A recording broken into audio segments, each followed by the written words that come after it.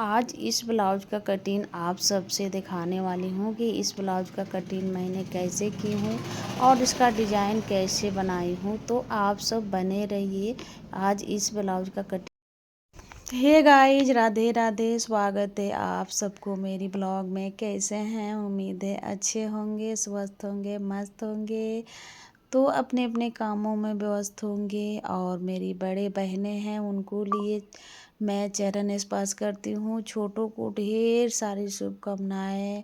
तो आज मैं ब्लाउज का कटिंग करूँगी क्योंकि आज मैं दोनों ब्लाउज का कटिंग दोनों मतलब आगे और बैक दोनों एक साथ कटिंग करूँगी। तो आप सबके बीच कुछ दिखाऊंगी ज़रूर। और यहाँ पे मैं बता दूँ कि मेरी कैंची में जब भी शाम ख़त्म होता है तो मुझे एक दर्जी से थोड़ा सा इटूट मिला था। तो मैं बहुत दिन से मैं यही काम करती हूँ, मैं कम ही शाम धराती हूँ। तो देखिए, जब भी मेरी कैंची का शाम थोड़ा इधर उधर होता है तो मैं अलता या शीशा का कोई भी शीशी लेती हूँ और उसमें तुरंत थोड़ा मतलब कैंची से उस शीशी जितने काटेंगे उतने ही उसको शाम मतलब मिलता है हल्का। और पूरा तो मार्केट की जैसा नहीं, लेकिन फिर भी कपड़ा को कटने लगता है।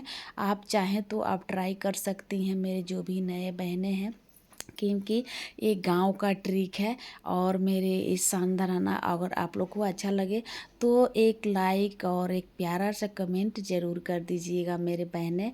और देखिए, यहाँ पे मैं मंगाई थी गिट्टी, तो मेरी बेटी यहाँ गिट्टी ना लाकर चकमीटी ला दी है, तो उसका भी ज़रूरत था। तो मैं अब आप भी ट्राई कीजिएगा। बहुत अच्छे से कैंची थोड़ा सा चोक हो जाता है, मतलब सान आ जाता है।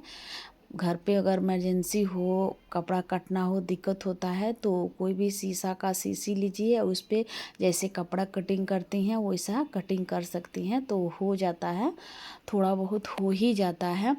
तो देखिए, अब यहाँ मुझे 2 ब्लाउज कटिंग करना था, तो एक तो अभी बाद में करूँगी और बहुत ही प्यारा डिजाइन भी डालना है इसमें क्योंकि कपड़ा बहुत अच्छा था।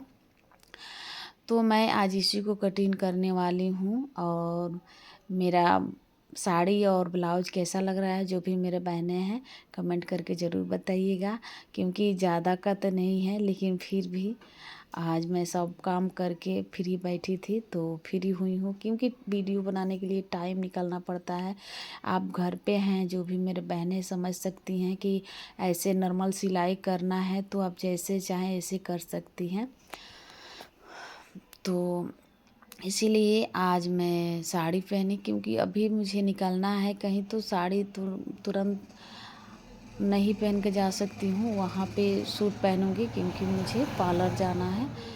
और देखिए, यहाँ पे नज़दीक से आप सबको कटिंग दिखाऊंगी, आप सब बने रहिए कि मैं कैसे कटिंग करती हूँ। जल्दी जब मुझे रहता है ब्लाउज सिलने का तो मैं ऐसे ही कटिंग करती हूँ कि जब मुझे सीना लेना था वो सीना ले ली हूँ, जितना मुझे चाहिए उतना ले ली हूँ और उसको 2 भाग करके 4 भाग में पलट दूँगी।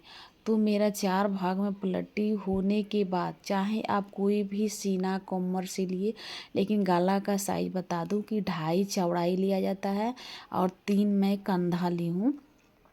और बाकी जो बच जाता है मुढ़ा के लिए वो उसको निकाल देती हूँ, उतने ही निकल जाएगा। तो देखिए, लंबाई यहाँ बाजू का लंबाई ले लिए हैं मैं मुढ़ा का 6 ली हूँ, 6.5।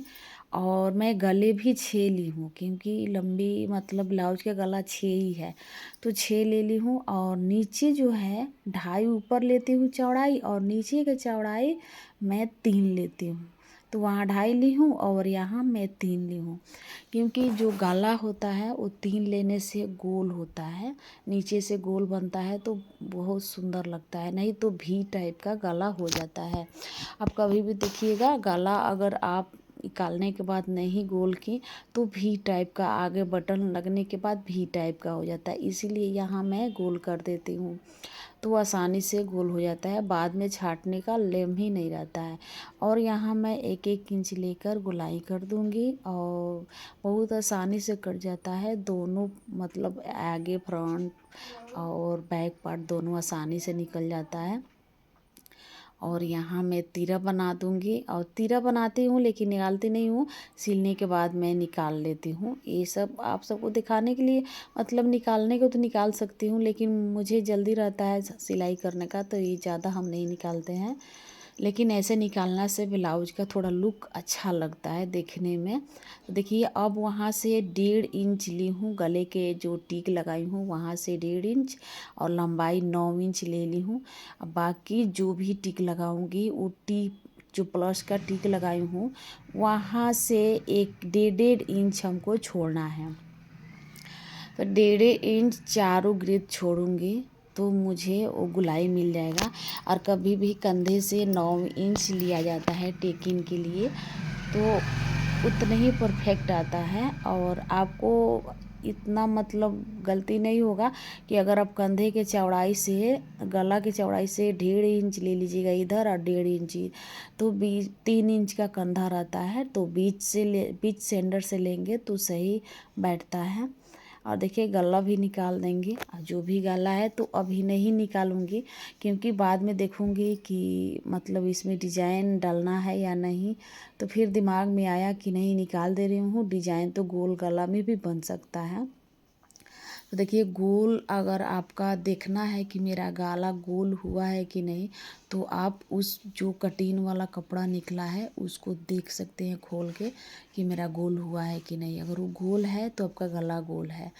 यहाँ मुझे सेकंड बाजू बनाना था, लेकिन इसमें बाद में मैं क्या की हूँ कि सेकंड बाजू नहीं बना पाई हूँ, क्योंकि सेकंड बाजू का बाद में मेरा मन बदल गया कि नहीं मैं इसमें डिज़ाइन डालूँगी। तो बहुत ही खूबसूरत डिज़ाइन डाली हूँ, बहुत खूबसूरत हुआ है। तो डिज़ाइन भी आप सबको दिखा दूँगी कि कैसा डिज़ाइन हुआ है। तो देखिए इसमें अगर कपड़ा मतलब देख कर कटा जाए तो कपड़ा बच जाता है। तो मुझे कपड़ा देखकर कटी थी, इसीलिए मुझे कपड़ा लंबाई अच्छा से आ गया। काटने का भी कपड़ा का तरीका अलग अलग होता है। उसी कपड़ा को आप गलत तरीके से कटिंग हो जाएगा तो कपड़ा नहीं बचता है। अगर समझ कर कटिंग होता है तो वो कपड़ा अच्छे से बच भी जाता है, ब्लाउज सुंदर भी हो जाता है। तो अब इस पे भी काटूंगी तो मैं अलग अलग नहीं रख के काटूंगी। इसको जो पैच है वो निकाल दूंगी।